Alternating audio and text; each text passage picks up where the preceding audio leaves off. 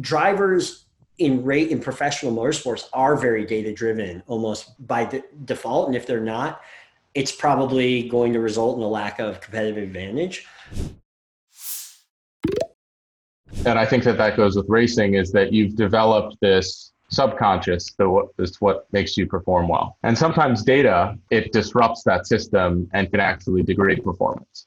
I know when I was playing professional golf, there's a technology called TrackMan that measures all your ball data and all that stuff. And I got obsessed with the numbers, and I was trying to hit numbers. I wasn't trying to hit golf shots anymore. How do you think that you solve that problem of the conflict between pure performance, which is what you need, and the knowledge of the data? That to me has always been a conundrum. That's really interesting. I love that you brought that up. And I've played a bunch of golf, but I suck at it. Totally suck at golf. But I love the game. I played it, and it's fun. And I know how critical the swing is. Like, I know that what you're saying, like, I don't know all the mechanics of it. You know way more about it, but I know that, like, even like Tiger Woods, right? Didn't he go through a period of like redefining his swing? Changes, yeah. Yeah, and stuff and that's like a big deal. It could take years to like be successful again once and all that. What's interesting is that doesn't necessarily apply 100% to racing, although it kind of does. I was trying to think of like the parallel there, because in racing, there's also the car setup. So in golf, aside from the technology of maybe the club, right? The clubs you have, I guess, it is really all about that swing.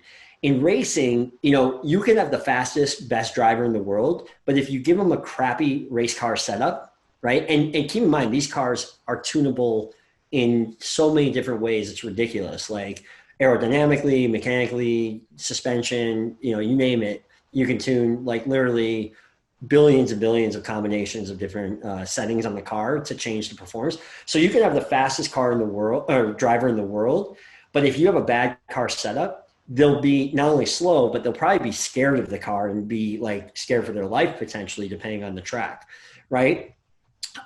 Likewise, you could have a great car setup and maybe not the best driver and be pretty fast because the car allows the driver, sort of compensates a little bit, right?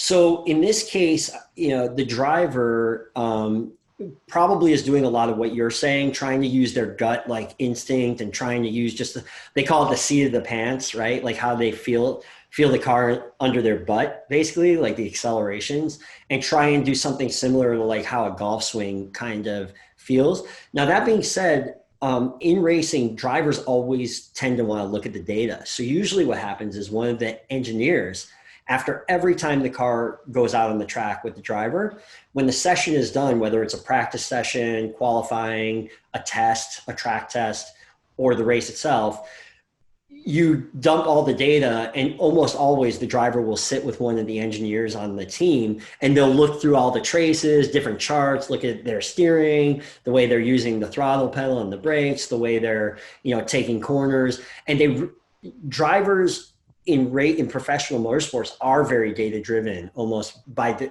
default. And if they're not, it's probably going to result in a lack of competitive advantage.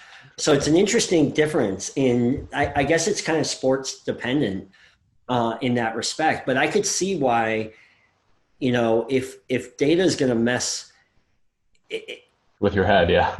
With your head. I mean, especially in something like a golf swing. And the thing is, it's hard to translate maybe into a change in a golf swing. I don't know. It's a great point. I'm excited you brought that up because it's an interesting thing to think about. And I haven't come across that situation, but I could see that sometimes the data could have a negative impact for sure.